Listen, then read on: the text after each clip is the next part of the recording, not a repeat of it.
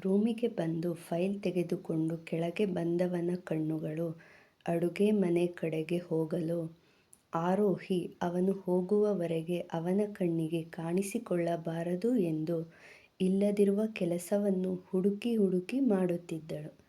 ಹೇಮಾ ಅವರಿಗೆ ಹೋಗಿ ಬರುವುದಾಗಿ ತಿಳಿಸಿ ಹೊರಟು ಹೋದನು. ಅವನು ಹೋಗಿದ್ದ ಕಾರ್ ಹೊರಟ ಶಬ್ದದಿಂದ ತಿಳಿದು ಎದೆ ಮೇಲೆ ಕೈಯಿಟ್ಟು ನಿಟ್ಟುಸಿರು ಬಿಟ್ಟು ಹಿಂದೆ ತಿರುಗಿ ನೋಡಲು ಹೇಮಾ ಅವರು ಕೋಪದಿಂದ ಅವಳನ್ನೇ ನೋಡುತ್ತಾ ನಿಂತಿದ್ದರು. ಅವರಿಗೆ ಕೋಪ ಬಂದಿರುವುದು ಅವರ ಮುಖವನ್ನು ನೋಡೇ ಅವಳಿಗೆ ಅರಿವಾಗಿತ್ತು. ನಗುತ್ತಾ, ಅಮ್ಮ, ಅದು ಆಶಮ್ಮ ಇವತ್ತು ಅಡುಗೆ ಮನೆ ಕ್ಲೀನ್ ಮಾಡುವುದೇ ಮರೆತು ಬಿಟ್ಟಿದ್ದಾರೆ ಅನಿಸುತ್ತೆ. ಅದಕ್ಕೆ ನಾನೇ ಎಲ್ಲ ಕ್ಲೀನ್ ಮಾಡಿದೆ ಎಂದು ಪೆಚ್ಚಾಗಿ ನಗಲು, ಅವರ ಹಿಂದೆಯೇ ನಿಂತಿದ್ದ ಆಶಾ ಅವರು ಅಡುಗೆ ಮನೆ ಒಳಗೆ ಬಂದು, ಅರು, ಅಜ್ಜು ನೋಡಿ ಹೆದರಿಕೆಯಿಂದ ಓಡಿ ಮನೆ ಕ್ಲೀನ್ ಮಾಡುವ ನಾಟಕ ಮಾಡ್ತಾ ಇದ್ದೆ ಅಂತ ಹೇಳು. ನಾನು ಬೆಳಗ್ಗೆ ತಿಂಡಿ ಮಾಡಿದಾಗಲೇ ನನ್ನ ಎಲ್ಲ ಕ್ಲೀನ್ ಮಾಡಿ ಮುಗಿಸಿ ಹೊರಗೆ ಹೋಗಿದ್ದು ಎಂದು ಅವಳ ಮುಖವನ್ನು ನೋಡಲು ಸಿಕ್ಕಿಬಿದ್ದೆ ಎಂದು ಅಮ್ಮ ಅದು ಎಂದು ತಲೆ ತಗ್ಗಿಸಿ ನಿಂತಳು. ಹೇಮಾ ಅವರು ಇವಳಿಗೆ ಎಷ್ಟು ಬುದ್ಧಿ ಹೇಳಿದರೂ ಅಷ್ಟೇ ಎಂದು ಕೋಪದಿಂದ ಹೊರಗೆ ಹೋದರು. ಅವರು ಸುಮ್ಮನೆ ಹೋಗಿದ್ದು ಕಂಡು ಅವರ ಹಿಂದೆಯೇ ಅಮ್ಮ ಎಂದು ಅವರನ್ನು ಹುಡುಕಿಕೊಂಡು ಹೊರಗೆ ಬಂದಾಗ ಹೇಮಾ ಅವರು ಗಾರ್ಡನ್ನಲ್ಲಿ ಒಬ್ಬರೇ ಮುಖ ಊದಿಸಿಕೊಂಡು ಕುಳಿತಿದ್ದರು. ನಗುತ್ತಾ ಅವರ ಬಳಿಗೆ ಬಂದ ಆರೋಹಿ, ಅಮ್ಮ, ಇಷ್ಟೊಂದು ಕೋಪ ಮಾಡಿಕೊಂಡರೆ ನೀವು ಬೇಗನೆ ಅಜ್ಜಿ ಆಗುತ್ತೀರಾ ಎಂದು ಹಿಂದೆಯೇ ಅವರ ಕೊರಳು ಬಳಸಿ ಅಪ್ಪಿಕೊಂಡಳು. ಅವಳ ಕೈ ಬಿಡಿಸಿಕೊಳ್ಳುತ್ತಾ, ಹೌದು, ಮತ್ತೆ ನಿನ್ನಂಥ ಸೊಸೆ, ಅವನಂತೆ ಕೋಪಿಷ್ಟ ಮಗ ಇದ್ದಾಗ, ನಿಮ್ಮ ಮಕ್ಕಳು ಹುಟ್ಟಿದಾಗ ಅಜ್ಜಿ ಆಗಬೇಕಿದ್ದ ನಾನು ನಿಮ್ಮಿಬ್ಬರ ಜೀವನದ ಬಗ್ಗೆ ಯೋಚನೆ ಮಾಡುತ್ತಾ ಅಜ್ಜಿ ಆಗಬೇಕಿದೆ ಎಂದು ಅವಳಿಂದ ದೂರ ಸರಿದು ಕುಳಿತರು. ಅವರ ಹತ್ತಿರ ಕುಳಿತು ಅವರ ಕೈಗಳನ್ನು ಹಿಡಿದು, ಅಮ್ಮ, ನೀವು ಹೇಳುವುದು ಹೇಗಿದೆ ಅಂದರೆ, ಯಾವುದೋ ಅಂಗಡಿಯಲ್ಲಿ ಮಕ್ಕಳು ಸಿಗುತ್ತದೆ, ಅದನ್ನು ತಂದು ಕೊಡಿ ಎಂದು ಕೇಳುವಂತೆ ಕೇಳ್ತಾ ಇದ್ದೀರಾ? ಅಮ್ಮ, ನನಗೂ ಸ್ವಲ್ಪ ಟೈಮ್ ಕೊಡಿ, ನಾನು ಕೂಡ ಅವರನ್ನು ಅರಿತುಕೊಳ್ಳಲು ತುಂಬ ಪ್ರಯತ್ನ ಮಾಡ್ತೀನಿ. ಅವರ ಕೋಪ ನೋಡಿ ಅವರ ಬಳಿ ಮಾತನಾಡಲು ಹೆದರಿಕೆ ಆಗುತ್ತೆ. ನಾನು ಕೂಡ ಅದನ್ನೇ ಹೇಳ್ತಾ ಇರೋದು ಅರು. ಅವನು ಹೆದರಿಸುತ್ತಾನೆ ಅಂತ ನೀನು ಹೆದರಬಾರದು. ಅವನ ಮಾತುಗಳಿಗೆ ಧೈರ್ಯದಿಂದ ಎದುರಿಸಿ ನಿಂತು ಮಾತನಾಡುವುದನ್ನು ಕಲಿ ಎಂದು ಅವಳ ತಲೆ ನೇವರಿಸುತ್ತಾ ಹೇಳಲು, ಆಯಿತು ಅಮ್ಮ, ಇನ್ಮುಂದೆ ನೀವು ಹೇಳಿದಂತೆ ಕೇಳುತ್ತೇನೆ. ಆದರೆ ನೀವು ಹೀಗೆ ಕೋಪ ಮಾಡಿಕೊಂಡು ಇರಬೇಡಿ ಎಂದು ಅವರನ್ನು ಅಪ್ಪಿ ಅವರಿಗೆ ಕಚಗುಳಿ ಕೊಡಲು ಹೇಮಾ ಅವರ ಕೋಪ ಮಾಯವಾಗಿತ್ತು.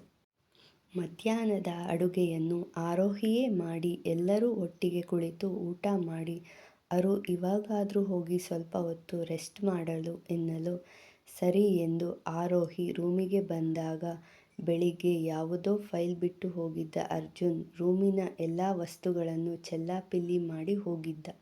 ರೂಮಿಗೆ ಬಂದವಳಿಗೆ ಅಲ್ಲಿನ ಅವಸ್ಥೆ ನೋಡಿ, ಅಯ್ಯೋ, ಇದೇನಿದು, ಇವರ ರೂಮನ್ನು ಈ ಅವಸ್ಥೆಗೆ ತಂದಿದ್ದಾರೆ, ಒಂದು ಫೈಲ್ ಹುಡುಕಲು ಇಡೀ ರೂಮಿನ ವಸ್ತುಗಳನ್ನು ಚೆಲ್ಲಾಪಿಲ್ಲಿ ಮಾಡಿ ಹೋಗಿದ್ದಾರೆ ಎಂದು ಸೆರಗನ್ನು ಸೊಂಟಕ್ಕೆ ಸಿಕ್ಕಿಸಿಕೊಂಡು ಎಲ್ಲವನ್ನೂ ಎತ್ತಿಡಲು ನಿಂತಳು.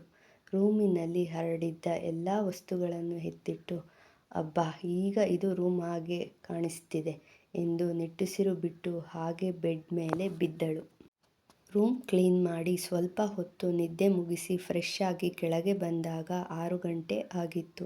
ಅಡುಗೆ ಮನೆಗೆ ಹೋದವಳು ಬಜ್ಜಿ ಮಾಡಿದ ನಂತರ ಕಾಫಿ ಮಾಡಿ ಆಶಾ ಮತ್ತು ಹೇಮಾ ಅವರ ಬಳಿ ತೆಗೆದುಕೊಂಡು ಹೋಗಲು, ಅರೆ ಅರು, ಬಜ್ಜಿ ಒಬ್ಬಳೇ ಮಾಡಿದ್ದೀಯಾ, ಕರೆದರೆ ನಾನು ಬರ್ತಾ ಇದ್ದೆ ಎನ್ನಲು, ಪರವಾಗಿಲ್ಲ ಆಶಮ್ಮ, ನೀವು ಇಷ್ಟು ವರ್ಷ ಮಾಡಿದ್ದೀರಿ, ಇನ್ಮುಂದೆ ನೀವು ಆರಾಮಾಗಿ ಇರಿ, ನಾನು ಮಾಡ್ತೀನಿ ಎಂದು ಹೇಮಾ ಅವರಿಗೆ ಕಾಫಿ ಕಪ್ ಕೊಡಲು ಆಶಾ ಅವರ ಕಣ್ಣುಗಳು ಅವಳ ಮಾತಿಗೆ ತುಂಬಿ ಬಂದಿತ್ತು. ಅರೆ ಆಶಮ್ಮ, ಏನಾಯಿತು, ಯಾಕೆ ಅಳ್ತಾ ಇದ್ದೀರಾ? ನನ್ನ ಮಾತಿನಿಂದ ನಿಮ್ಮ ಮನಸ್ಸಿಗೆ ನೋವಾದರೆ ದಯವಿಟ್ಟು ಕ್ಷಮಿಸಿ ಎನ್ನಲು, ಅಯ್ಯೋ ಅರು, ಇದು ಸಂತೋಷದ ಕಣ್ಣೀರು ಮಗಳೇ. ಹೆತ್ತ ಮಕ್ಕಳೇ ನೀನು ಬೇಡ ಅಂತ ಹೊರಗೆ ಹಾಕಿದ್ದ ನನ್ನ ಅಜ್ಜು ಇಲ್ಲಿವರೆಗೆ ಮಗನಿಗಿಂತ ಹೆಚ್ಚು ಪ್ರೀತಿ ಕೊಟ್ಟಿದ್ದಾರೆ. ನಮ್ಮ ಅಜ್ಜುಗೆ ಹೇಮಾ ಅಮ್ಮ ಅವರು ಒಳ್ಳೆ ಹುಡುಗಿಯನ್ನು ಆಯ್ಕೆ ಮಾಡಿದ್ದಾರೆ ಎಂದು ಆರೋಹಿಯ ತಲೆ ಸವರಿದರು. ಅವರ ಮಾತುಗಳನ್ನು ಕೇಳುತ್ತಿದ್ದ ಹೇಮಾ ಅವರಿಗೂ ಕೂಡ ಆರೋಹಿ ಯಾವತ್ತೂ ಅವಳ ಅತ್ತೆಯಂತೆ ನೋಡಿಯೇ ಇಲ್ಲ, ಅವಳ ತಾಯಿಯ ಹಾಗೆ ನೋಡುತ್ತಾಳೆ ಎಂದವರ ಮನವು ನೆಮ್ಮದಿ ತಂದಿತ್ತು. ರಾತ್ರಿ ಅಡುಗೆಯನ್ನು ಆರೋಹಿ ಮತ್ತು ಹೇಮಾ ಅವರು ನಗುತ್ತಾ ಮಾಡಿ ಮುಗಿಸಿದ್ದರು. ಹೇಮಾ ಅವರು ಅರ್ಜುನ್ಗೆ ಫೋನ್ ಮಾಡಲು, ಅಮ್ಮ ನಾನ್ ಬರೋದು ತಡವಾಗುತ್ತದೆ, ನೀವು ಊಟ ಮಾಡಿ ಮಲಗಿ, ನಂಗೆ ಕಾಯಬೇಡಿ ಎಂದನು. ಎಲ್ಲರೂ ಊಟ ಮುಗಿಸಿ ಹೇಮಾ ಅವರು ಬೇಕೆಂದು ಆಶಾ ಅವರನ್ನು ಮಲಗಲು ಕಳುಹಿಸಿ ಆರೋಹಿ ಜೊತೆಗೆ ಕುಳಿತು ಹೀಗೆ ಮಾತನಾಡುತ್ತಾ, ಅರು ಯಾಕೋ ನನ್ನ ಕಾಲು ಸೊಂಟ ತುಂಬ ನೋವಾಗುತ್ತಿದೆ, ನಾನು ಟ್ಯಾಬ್ಲೆಟ್ ತೆಗೆದುಕೊಂಡು ಮಲಗುತ್ತೀನಿ, ಅಜ್ಜು ಬಂದ್ರೆ ಸ್ವಲ್ಪ ಊಟ ಬಡಿಸುತ್ತೀಯಾ, ಅವ್ನು ರಾತ್ರಿ ಎಷ್ಟು ತಡವಾಗಿ ಬಂದರೂ ಹೊರಗೆ ಊಟ ಮಾಡುವುದಿಲ್ಲ ಎನ್ನಲು. ಸೊಂಟ ನೋವು ಎಂದವರಿಗೆ ಇಲ್ಲ ಅಮ್ಮ ಎನ್ನಲಾಗದೆ, ನಾನು ಬಡಿಸುತ್ತೇನೆ ಅಮ್ಮ, ನೀವು ಹೋಗಿ ಮಲಗಿ ಎಂದು ಅವರನ್ನು ಕಳುಹಿಸಿ ಇವಳು ಕಾಯುತ್ತಾ ಕುಳಿತಳು. ಮಲಗಲು ರೂಮಿಗೆ ಬಂದ ಹೇಮಾ ಅವರು ನಗುತ್ತಾ, ನಿಮ್ಮಿಬ್ಬರನ್ನು ಹೀಗೆಯೇ ಒಂದು ಮಾಡಬೇಕು, ಮಧ್ಯಾಹ್ನ ಅವನು ಬಂದಿದ್ದು ಕಂಡು ಹೆದರಿ ಅಡುಗೆ ಮನೆಗೆ ಓಡಿ ಹೋದೆ, ಈಗ ಅವನಿಗೆ ನೀನೇ ಊಟ ಬಡಿಸಬೇಕು, ಈಗ ಅದು ಹೇಗೆ ನೀವಿಬ್ಬರು ಮಾತನಾಡದೇ ಇರ್ತೀರಾ, ನಾನು ನೋಡ್ತೀನಿ ಎಂದು ನಗುತ್ತಾ ಮಲಗಿದರು. ಅರ್ಜುನ್ ಮನೆಗೆ ಬಂದಾಗ ರಾತ್ರಿ 11 ಗಂಟೆ ಆಗಿತ್ತು.